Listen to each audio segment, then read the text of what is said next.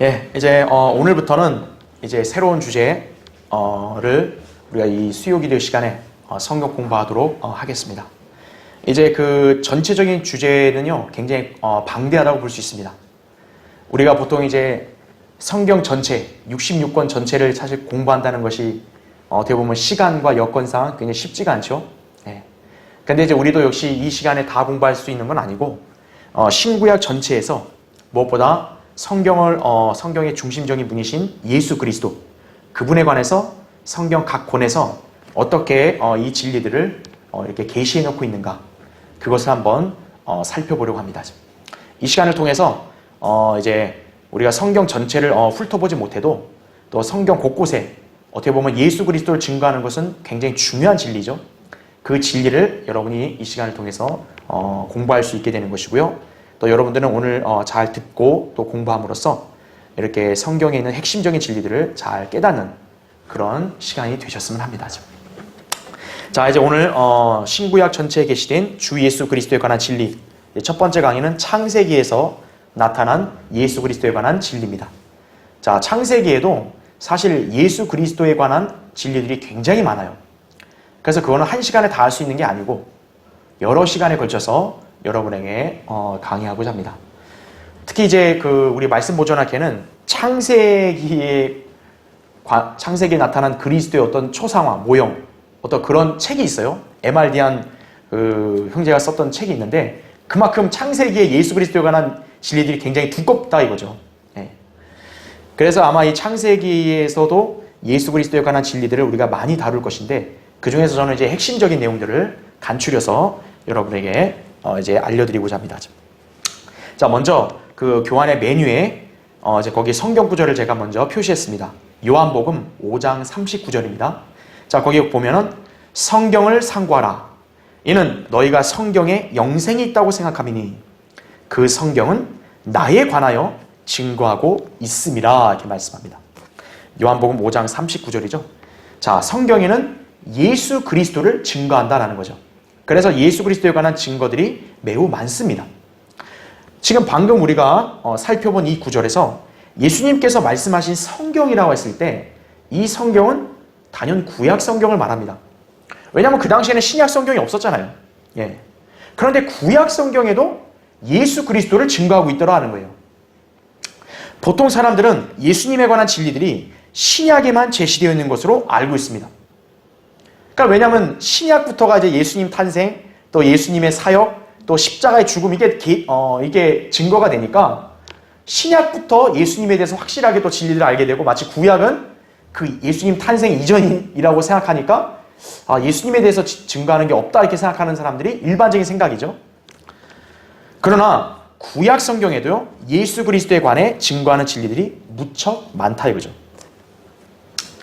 이 예수님에 관한 증거를 하는 진리들은 직접적인 예언들도 분명히 있고요. 또 모형, 우리가 이제 지금 세대적 진리를 해서 모형과 예표를 배우잖아요. 그 모형과 예표를 통한 간접적인 진리들도 여기에는 포함되어 있다는 거죠.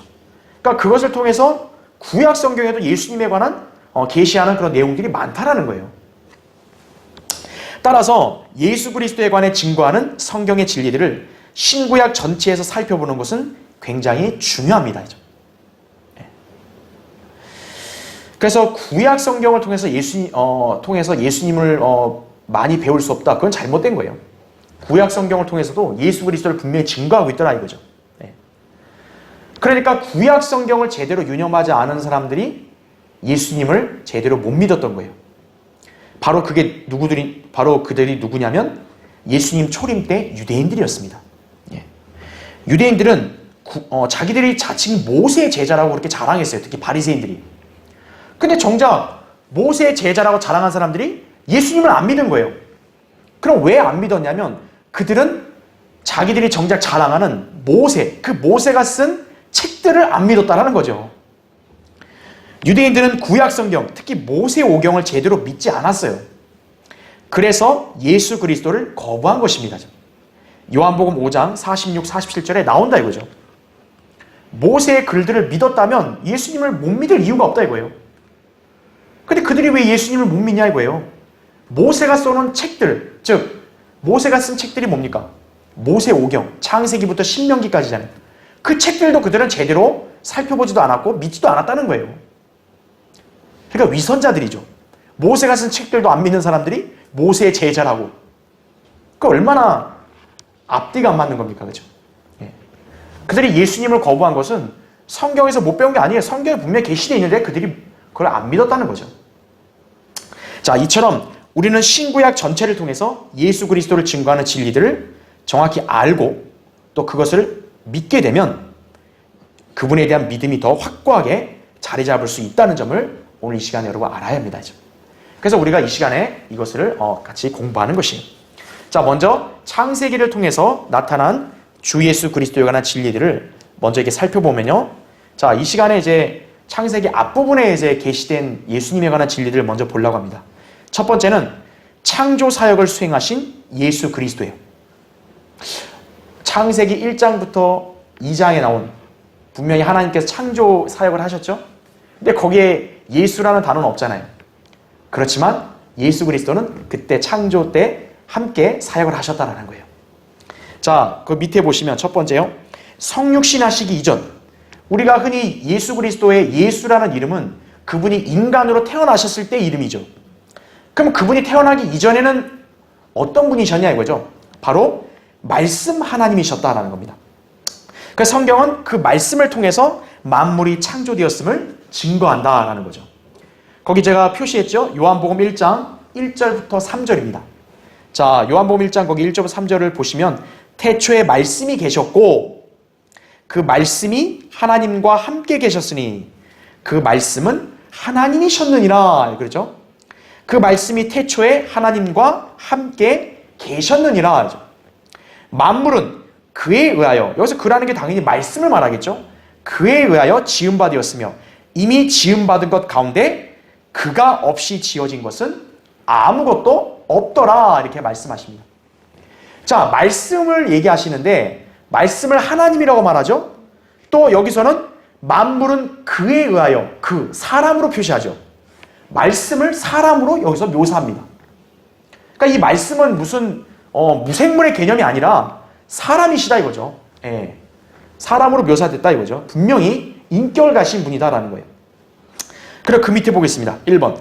삼위일체를 구성하는 하나님의 세 인격 모두가 창조 사역에서 함께 활동하셨다라는 거예요.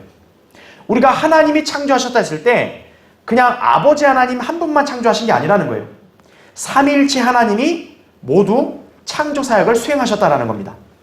계속 보시면 아버지 하나님께서 일단 창조의 주체신 거죠. 창조하셨고, 근데 어떻게 창조하셨냐면 예수 그리스도를 통해서 창조하셨다는 거예요. 즉 말씀으로 예수 그리스도께서 그 창조 사역에 관여하셨다는 거죠. 그러면 말씀이신 아들 하나님이 창조하셨죠. 그뿐만 아니라 성령 하나님도 창조 때 같이 계셨다는 거죠. 창세기 1장 2절에도 하나님의 영이 거니셨다 그랬죠. 그러면 성령님께서는 어떻게 하셨냐? 하나님의 말씀이 실현되도록 생명을 불어넣으신 거죠. 성령님은 생명의 성령이시잖아요. 그렇죠? 예. 생명이 들어가야 피조물이 창조가 되죠. 예. 그래서 시편 33편 6절에도 주의 말씀들에 의해서 하늘과 땅이 지어졌다고 말해요. 주의 입김으로 나왔다고 얘기합니다. 또 창세기 2장 7절에도 하나님께서 땅의 흙으로 사람을 지시고 콧구멍에다 생명의 호흡을 넣으시니까 사람이 살아있는 혼이 되었죠. 예. 바로 삼일체 하나님께서 이렇게 다 사역에 관여하셨다 이거죠. 자, 그래서 2번 밑에 하나님께서 창조 사역을 수행하실 때 단지 말씀하심으로써 만물이 창조되었다 이거예요. 하나님이 어떻게 하심으로써 창조물들이 생긴 거예요? 말씀하셔서 된 거죠. 창세기 1장에 보면 하나님께서 말씀하시기를 빛이 있으라. 하나님께서 말씀하시기를 창공이 생겨서 물들 위로, 그렇죠? 물들 위아래를 나누셨죠. 그렇게 말씀하시기가 나옵니다. 바로 이 말씀을 요한복음 1장에서는 예수 그리스도로 묘사하고 있는 것이다, 그죠? 예. 그래서 밑에 3번. 따라서 성경은 태초에 모든 창조물이 그분 없이 만들어진 게 없다고 말씀한다, 이거죠. 자, 그래서 예수 그리스도는 하나님의 창조 사역을 시작하신 분이다라는 거죠. 자, 거기 제가 교환에 표시했죠. 계시록 3장 14절에 보면 아멘이시요 또 뭐랍니까? 신실한 증인이시며 신실하고 진실한 증인이시며 그 다음 뭐라고 나오죠? 하나님의 창조를 시작하신 분이 이 일들을 말씀하시니라 그러죠. 예수 그리스도를 하나님의 창조를 시작하신 분 이렇게 나옵니다. 근데 개역성경은 이거 변개가 됐죠. 하나님의 창조의 근본이신 분 이렇게 됐단 말이에요. 그러니까 마치 뭐예요? 예수님이 하나님이 처음으로 창조한 분 이렇게 해석이 되는 거예요. 개역성경을 보면. 잘못된 거죠. 변개된 거예요. 우리 한글 킹제임 성경은 하나님의 창조를 시작하신 분이다. 이거 예수님은. 창조된 분이 아니라 창조를 시작하신 분이다 이거죠. 예. 벌써 다르다고요. 그래서 두 번째, 하나님의 창조 사역이 예수 그리스도를 통하여 또 예수 그리스도를 위하여 이루어졌음은 골로새서 1장 16절에서도 기술하고 있다 그랬습니다. 자, 이건 한번 우리가 성경을 찾아볼까요? 골로새서 1장 한번 보시겠습니다.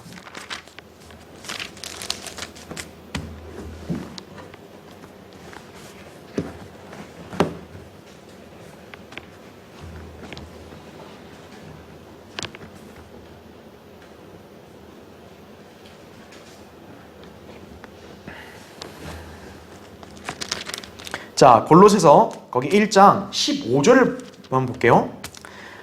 자, 그는 바로 여기 예수 그리스도를 말하죠. 보이지 않는 하나님의 형상이시며 모든 피조물의 첫 태생이시니 그랬죠. 자, 16절 보세요. 이는 만물이 그에 의하여 창조되되. 그러니까 여기서 그라는 것도 당연히 누구겠어요? 그 앞절에는 예수님을 말하겠죠. 그러니까 만물이 예수님에 의해서 창조됐다라는 거예요. 보시면 하늘에 있는 것들과 땅에 있는 것들과 보이는 것들과 보이지 않는 것들과 보좌들이나 주권들이나 정사들이나 권세들이나 만물이 그에 의하여 또 그를 위하여 창조되었기 때문이라 이렇게 말씀한다. 그죠? 예. 그러니까 예수 그리스도께서는 바로 창조 사역을 수행하신 분이다. 하나님이시다라는 거죠. 예. 그분은 말씀 하나님이시다라는 것을 여기서 우리가 첫 번째 창세기를 통해서 그 진리를 우리가 배울 수 있다라는 것입니다. 자, 두 번째요. 이번에는 창세기 어디에서 예수님을 계시했냐? 아내를 위해서 죽음을 당한 남편으로서 예수님이 계시가 되었습니다. 자, 거기 그러면 예수님이 남편으로서 어떻게 보여지냐? 바로 아담과 이브를 통해서 신랑, 곧 남편이신 예수님과 신부, 아내인 교회가 계시됐다는 거죠. 그걸 당시에는 몰랐지만 우리가 신약 성경을 통해서 보면 하나님께서는 그것을 다 계시하신 것이다 이거죠. 그 밑에 보세요. 첫 번째, 하나님께서 아담을 지으신 이후 그가 혼자 있는 것을 좋지 않게 보시고 그를 돕는 자로서 여자를 창조하셨습니다. 그렇죠? 이건 창세기 2장의 18절 20절에 나오죠. 근데 여기서 창조하실 때 얼마나 참 경이롭게 창조하셨는지가 나와요. 하나님께서는 일종의 수술을 하십니다.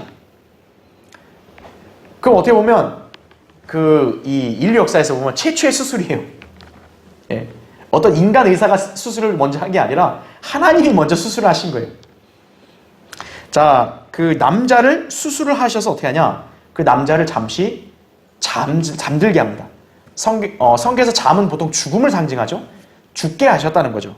그래서 갈비뼈를 거기서 빼서 그곳을 살로 채우시고 그리고 그 뼈로 여자를 지으셨다는 거죠. 그래서 이 당시에 아담은 그 자기 갈비뼈로 이제 여자가 태어날 수 있도록 하기 위해서 어떻게 해요? 자기가 대신 죽은 거죠. 아담은 자기 아내를 얻기 위해서 결국 죽었다는 말입니다. 그래서 그 밑에 보세요. 1번. 남편과 아내의 이 관계. 그러니까 이것이 어떻게 보면 성경에서 보면 한 가정의 최초의 시작 아니에요. 남편과 아내가 어떻게 시작이 된 거예요? 남편의 죽음으로써 아내가 나온 거예요. 이 관계는 신약에서 그리스도와 교회의 관계를 예표한다고 말씀한다는 거죠. 자, 이것은 우리가 여러분 성경을 한번 일단 껴놓고 찾아보세요. 먼저 창세기. 여러분 거기 창세기 2장을 먼저 보시면요.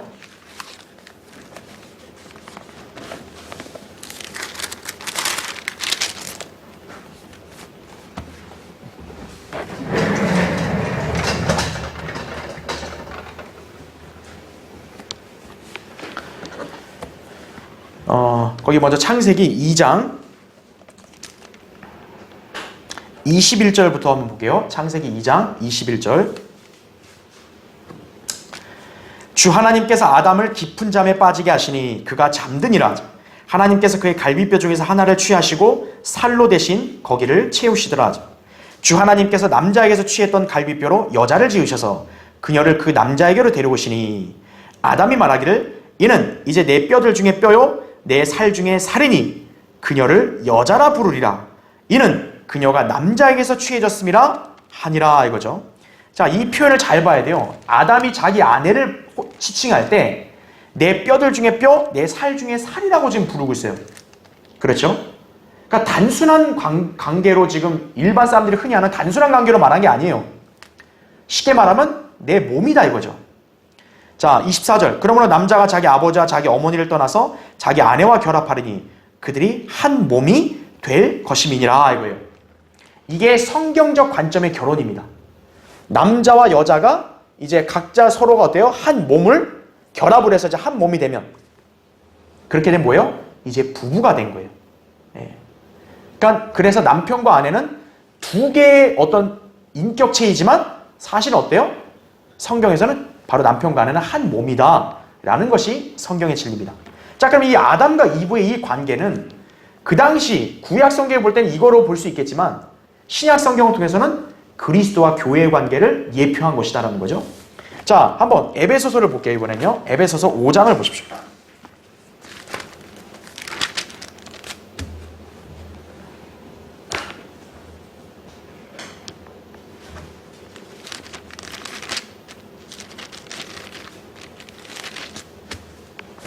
자, 에베소서 5장. 자, 거기 22절부터 먼저 볼게요. 에베소 5장 22절. 아내들아 너희는 너희 자신의 남편에게 복종하기를 주께 하듯 하라. 이는 남편이 아내의 머리됨이 그리스도께서 교회의 머리됨과 같음이라. 그는 몸의 구주시니라. 그러므로 교회가 그리스도께 복종하듯이 아내들도 자기 남편에게 매사에 그렇게 해야 할지니라. 남편들아 너희는 자기 아내를 사랑하되 그리스도께서 교회를 사랑하셔서 교회를 위하여 자신을 주신 것 같이 하라 이렇게 말씀합니다.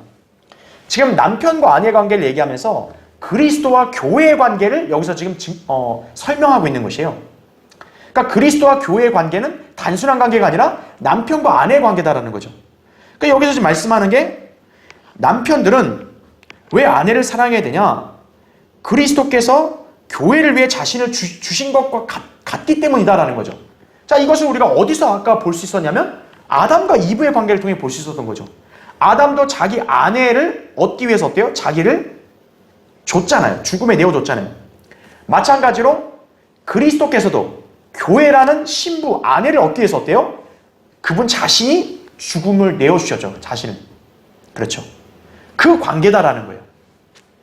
그러니까 그 관계는 아담과 이브를 통해서 이 신약의 이 진리를 우리가 볼 수 있는 거죠. 자, 교환을 보시면 그래서 제가 아까 2번을 설명한 거예요. 그 2번이. 자, 그 2번의 내용이 바로 그겁니다. 아담이 자기 아내를 얻기 위해 죽어야 했죠. 예수 그리스도께서도 신부인 교회를 얻기 위해 죽으셨다. 근데 죽는 것도 비슷해요. 어떻게 비슷하냐면 자, 아담이 자기 아내를 하나님께서 아내를 아담에게 주시기 위해서 아담의 옆구리의 갈비뼈를 취하셨죠. 옆구리가 열린 거죠. 자, 예수님도 교회를 낳기 위해서 어떻게 해요? 옆구리에 창으로 찔리시죠. 자, 아담과 예수 그리스도 둘 다 어때요? 옆구리가 상하죠. 그렇죠? 그럼으로써 신부, 아내를 얻게 되잖아요. 굉장히 유사한 진리입니다. 그래서 3번, 아담은 자기 아내를 보자 내 뼈들 중에 뼈, 내 살 중에 살이라고 말했죠. 이처럼 여러분 그 에베소 5장 표 있죠? 30절 보시면 이는 우리가 그의 몸과 그의 살과 그의 뼈의 지체임이라 이렇게 말합니다. 아, 그러니까 남편과 아내, 아담과 이브의 관계가 마치 뭐였습니까? 이브가 아담의 살과 뼈였다라는 거죠. 몸이었다는 거죠. 그것처럼 교회도 뭡니까? 아내인 신부인 교회도 신랑이신 예수 그리스도의 바로 지체라는 거죠. 그것을 여기서 가르쳐 주는 것입니다. 자, 그래서 그 다음 페이지 보시면요. 자, 그 다음 페이지에 이제 메뉴의 2번. 하나님께서는 아담과 이브가 결합하여 그 둘이서 한 몸이 되었음을 말씀하셨어요. 이것이 성경적 의미의 결혼입니다. 그런데요, 예수 그리스도와 교회는 사실 지금 어떻게 보면 결합했습니까? 안 했습니까? 결합 안 했잖아요. 예수 그리스도는 하늘에 계시고 교회는 지금 지상에 있잖아요. 그럼 엄밀히 말하면 한 몸으로 결합된 건 아님에도 어때요? 예수님과 교회는 한 몸으로 불립니다. 왜냐하면 우리가 그분의 지체가 되었기 때문이에요. 지금 실제로 보면 어떻습니까? 우리가 영어로 어때요? 고린도서 6장 17절에 우리는 주와 합했다 그랬어요. 주와 합한 자는 한 영이다 그랬습니다. 그렇죠? 그리고 우리 실제 영이 어때요? 지금 천상에 있잖아요. 예수님과 함께 있고. 그러니까 실질적으로 육체적으로 아직 뭐 같이 있는 건 아니어도 우리가 영적인 개념에서는 우리 이미 한 몸이 되었다는 거죠.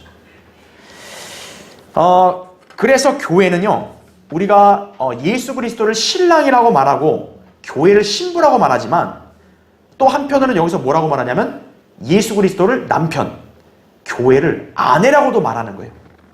사실 겉으로 볼 때는 남편과 아내가 되려면 한 몸이 돼야 되는데 그렇게 되지 않았지만 우리는 한 몸이니까, 예수님의 한 몸에 속하니까 어때요? 예수님의 아내로도 불릴 수가 있는 거다 이거죠. 그러니까 이것은 말로 설명할 수 있는 게 아니에요. 그래서 이걸 신비라고 말한 겁니다. 그래서 거기 에베소 5장 펴 있는 대로 거기 보시면 31절 보세요. 이런 까닭에 남자가 자기 아버지와 어머니를 떠나 자기 아내와 결합하여 그 둘이서 한 몸이 될지니라. 이것은 위대한 신비라. 그러나 나는 그리스도와 그 교회에 관하여 말하노라 이거죠. 실제 보통 인간 남편 아내도 어때요? 분명 둘의 몸은 따로 있지만 한 몸이다라는 거예요. 그러니까 이거는 인간의 개념으로 볼 때는 설명이 안 되죠. 그래서 이건 신비라는 거죠. 인간도 남편과 아내 두 존재가 독립되어 있지만 한 몸이다 이거죠. 예수 그리스도와 교회도 분명히 지금 따로 있어도 한 몸이다 이거죠. 여러분 이게 어떻게 인간의 머리로 설명되겠어요? 그래서 이게 신비라는 거예요. 신비. 그러니까 신비는 인간이 이해하려고 하면 안 되고 믿어야 되는 거죠. 우리는 이 진리를 그대로 믿는다라는 것입니다. 자, 그래서 우리가 창세기 처음 앞에서 바로 우리는 예수 그리스도에 관해서 또 이렇게 남편과 아내로서 이렇게 또 계시된 것을 우리가 살펴볼 수 있습니다. 자, 세 번째, 죄를 대속하는 어린 양으로서의 예수 그리스도를 이제 우리 여기서 또 살펴볼 수가 있습니다. 자, 그 밑에 보세요. 첫 번째요. 이제 창세기 이제 3장에서 보면 이제 그 계시가 최초로 나와요. 하나님께서는 범죄하여 벌거벗은 아담과 이브에게 가죽옷을 입혀주셨다 했습니다. 여러분도 이제 성경을 많이 배워서 아시겠지만 창세기 3장에 와서 이제 뱀이 에덴 동산에 있는 아담과 이브를 꿰어서 결국 그들이 그 꿰임에 넘어가 하나님 명령에 불순종했죠.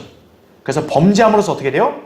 그들이 벌거벗은 걸 알게 되고 하나님 면전에 숨습니다. 그러니까 하나님께서는 결국 아담의 언약이라 해서 이제 인류의 저주를 선언하셨고, 그러면서 그걸로 끝난 게 아니라 하나님께서는 그들의 죄를 용서해 주신 거죠. 그 용서의 표식이 뭐냐면 하나님께서 그 벌거벗은 아담과 이브를 어떻게 해요? 가죽옷으로 덮어주셨다라는 겁니다. 덮어주는 거죠. 예. 바로 속죄의 개념이 최초로 나온 겁니다.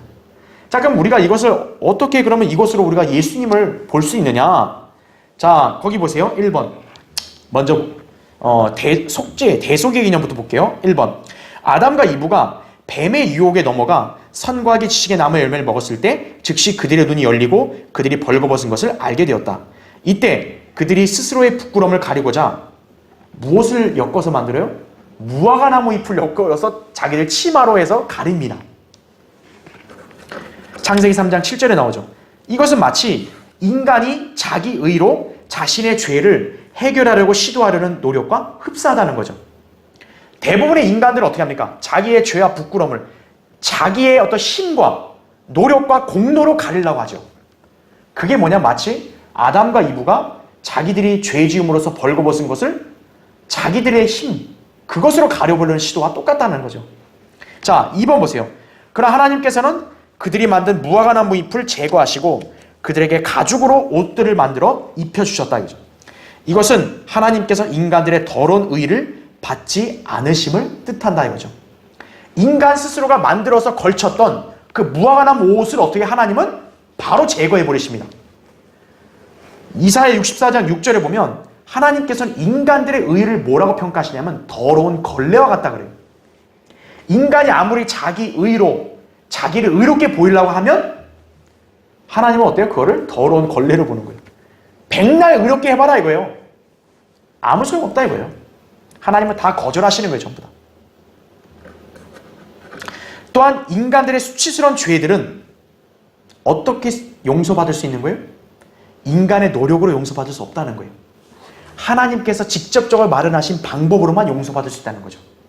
아담과 이브를 통해서 어때요? 그들이 만든 옷을 하나님이 제거하시고 어때요? 하나님이 만들어주신 옷을 그냥 입혀주셨죠. 아담과 이브가 한 거 있어 없어요?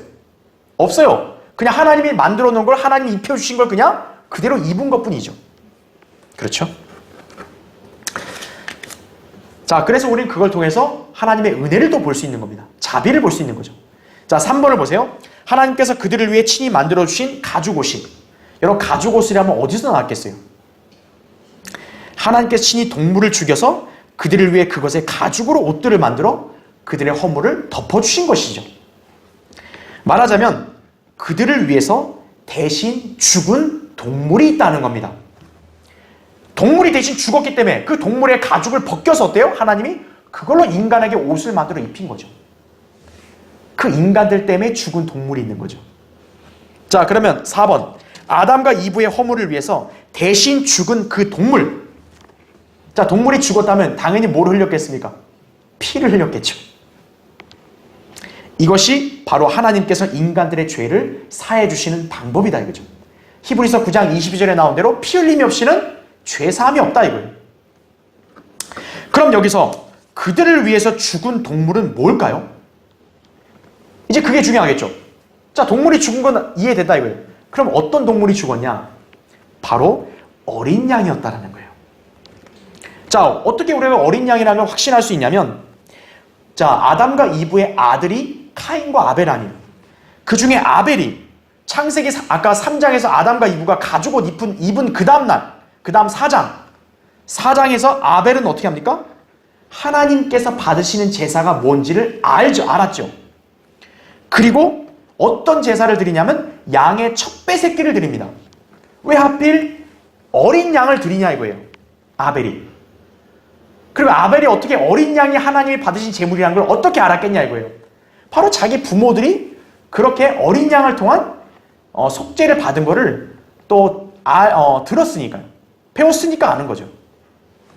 그래서 아담과 이브가 입었던 가죽옷은 양의 가죽옷이라는 걸 알 수 있는 거예요. 자, 두 번째 보세요. 그래서 인간의 죄를 대속하는 제물은 어린 양이다라는 거죠. 그래서 이 어린 양은 굉장히 중요하죠. 성경 전체에서 인간들의 죄들을 사해주는 대속물로 쓰이잖아요. 어린 양이. 이것은 세상 죄들을 제거하는 하나님의 어린 양이신 예수 그리스도를 예표하는 것이다. 자, 요한복음 1장 29절 한번 볼까요? 요한복음 1장 29절.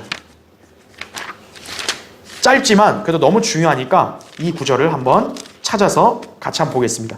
요한복음 1장 29절.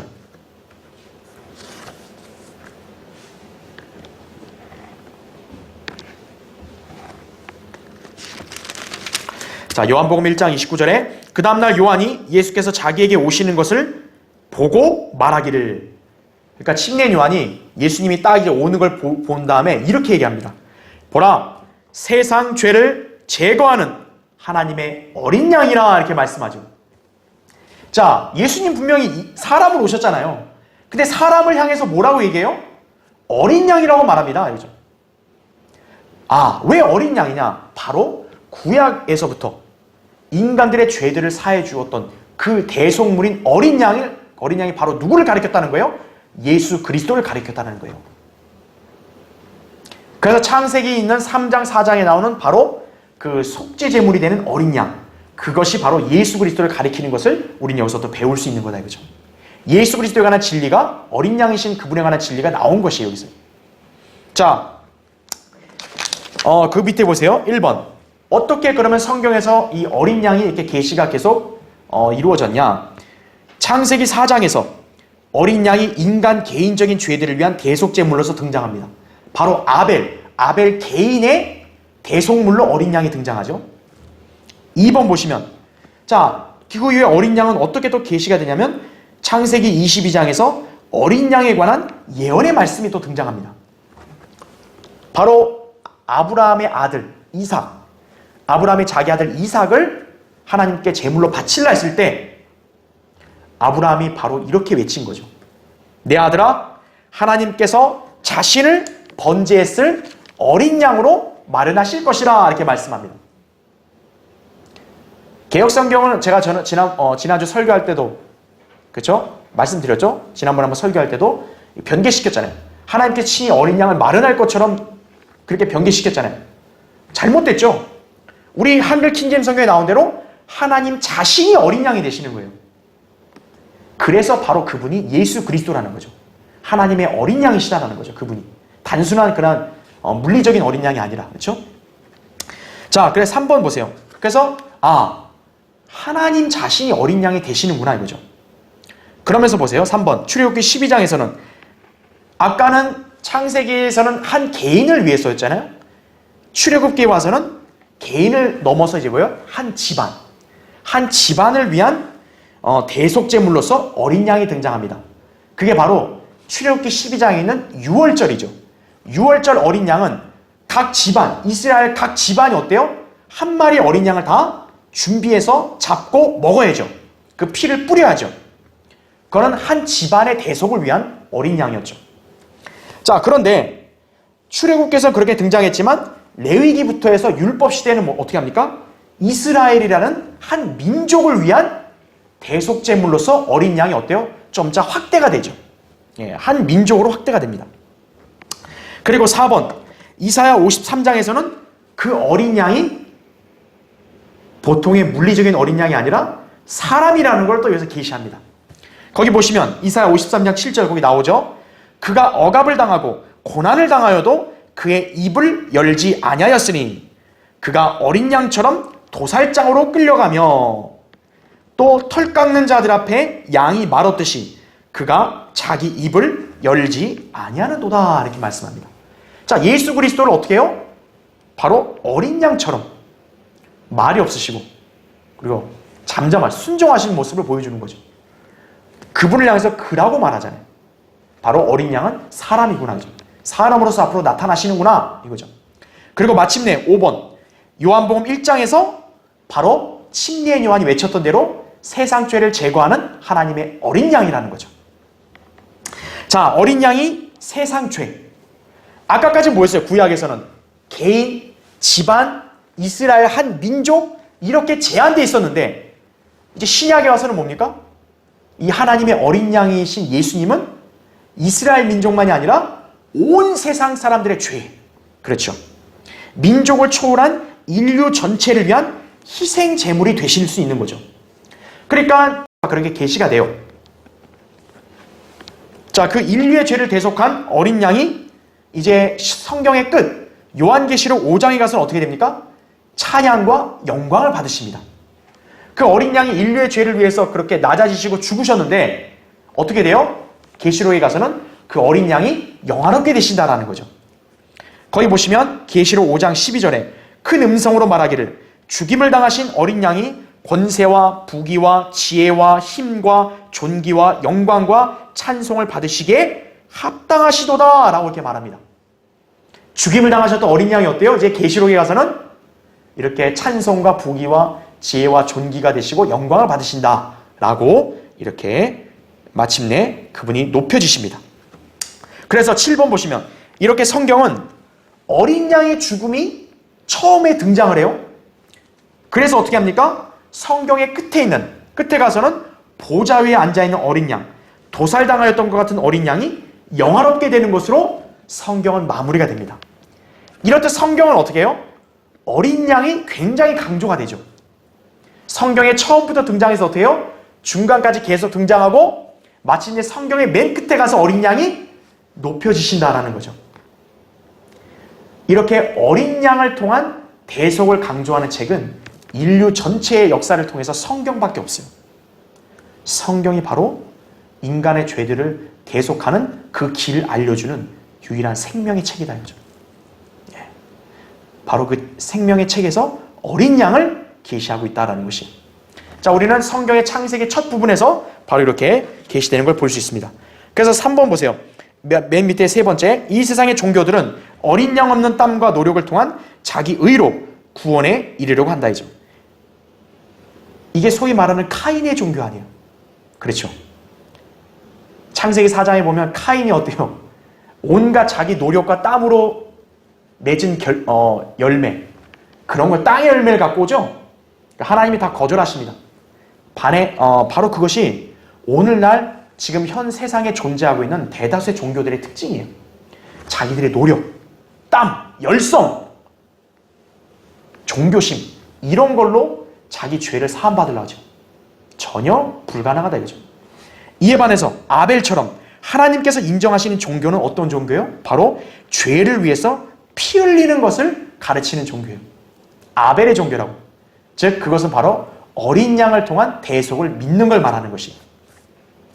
이 어린 양의 흘린 피는 모든 사람의 과거, 현재, 미래의 죄까지 모두 다 대속한다라는 거죠. 베드로서 1장 18, 19절도 뭐래요? 흠도 없고 점도 없는 어린 양 같은 그리스도의 보배로운 피로 우리가 구속받았다고 말하죠. 예. 그러니까 예수 그리스도의 피는 모든 인간들의 과거의 죄부터 시작해서 현재의 죄, 미래의 죄까지 다 뭐예요? 대속하는 거예요. 그래서 세상 죄를 제거하는 하나님의 어린 양이라는 거예요. 그런데 개역 성경에는 뭐라고 변개되어 있습니까? 세상 죄를 지고 가는. 도대체 어린 양이 어디까지 지고 가는 거예요, 대체? 그죠? 왜 그 변개가 심각하냐면 구약에서의 어린 양은 어때요? 인간의 죄를 덮어주기만 했지 제거를 못했다고요. 하지만 예수 그리스도는 구약의 단순한 어린 양과 다르다는 거예요. 왜? 그 하나님의 어린 양께서 흘리신 피는 어때요? 인간의 죄를 구약처럼 덮는 게 아니라 뭐예요? 완전히 제거시켜서 완전한 구속을 이룬다는 거예요. 그래서 세상 죄를 제거하는 이라는 표현이 굉장히 중요한 거예요. 구약의 어린 양처럼 덮는 분이 아니시다 이거예요. 그분은 세상 죄를 다 제거하시는 분이다 이거예요. 구약과 신약의 대속의 방법이 완전히 다르다고요. 그것을 계시하는 건데 개역 성경은 그걸 변개시킨 거예요. 세상 죄를 지고 간다. 어디까지? 어디까지 지고 가려고? 제주도까지요? 오늘날 그 박옥수 집단이 그 구절을 아주 교묘하게 써먹어서 집회로 사람 끌어모으는 데 활용하고 있다고요. 개역 성경 수. 바로 그들은 구속의 진리를 모르는 거예요. 예. 우리는 바로 알 수 있는 것입니다. 신약에서 직접적인 말씀한 것만 아는 게 아니라 이 구약에서도 창세기를 통해서도 그 앞부분에서부터 뭐예요? 하나님의 어린 양을 계시하셨다라는 거죠. 예. 그러니까 우리는 벌써 창세기 1장부터 3장, 4장까지만 봐도 어때요? 예수 그리스도에 관해서 이런 심오한 진리들이 벌써 계시되었다라는 걸 바로 배우는 것이죠. 그렇죠? 예. 자, 이제 다음 시간에 계속 이제 창세기 뒤에서 계시된 예수님에 관한 진리들을 더 배우도록 하겠습니다.